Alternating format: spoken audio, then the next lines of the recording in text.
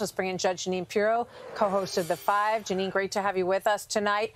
As David just told us, the man who sold him the gun is currently on the stand. But earlier today, we heard from Kathleen Buell, his former wife. Let's just pull up something from what she's testified today, Judge.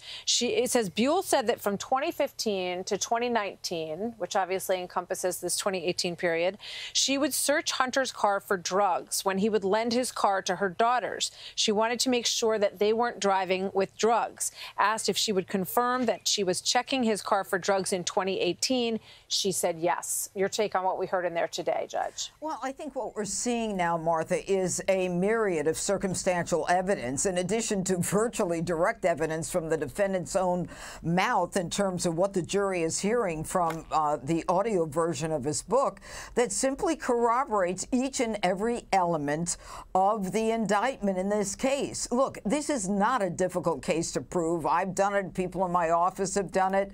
You know, the question is whether or not, and this is what I think is so interesting, whether or not the presence of Jill Biden, even for the jury selection, which is very unusual. You know, family members usually come in for the trial, but here is jury selection, and Jill Biden is there every day, and as we just heard, she's putting her arm around the wife of Hunter Biden. They got a solid, unified front in Delaware, in this courtroom, and they're signaling that the Biden family, which is a very powerful family that everyone has apparently heard about and knows someone who knows, is one that is very on top of this and is not going to forget what's going on. What they're trying to do here, Martha, is they're trying to overlook the fact that there is proof beyond a reasonable doubt here, no matter what Abbe Lowell tries to say. But they're trying to get the jury to maybe nullify the verdict, which simply means a jury may believe that the case has been proven to their satisfaction, to everyone beyond a reasonable doubt, but they're going to cut him loose for any reason. It could be maybe they think he's paid enough. But the prosecution, because of the consequence of this ridiculous deal that they tried to pass in front of a federal judge, Noriega, the same judge they're trying this case in front of, it was so bizarre and so beyond the pale, they now have to prove every element of the case, and they're doing that.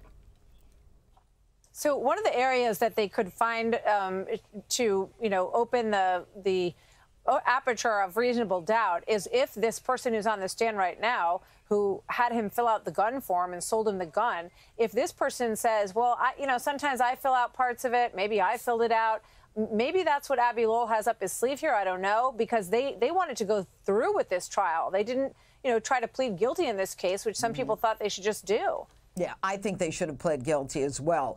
Abbe Lowell is trying to pull a rabbit out of a hat by saying the guy from the gun store apparently after the fact filled in some number, I don't know if it was a license number or what it was, that was not central to the issue before the jury, which is whether or not Hunter Biden lied when he said he was not a user of unlawful drugs and not addicted.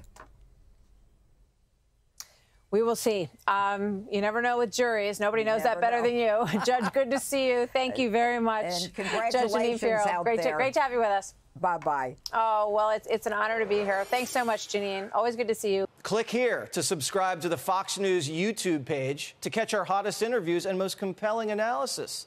You won't get it anywhere else.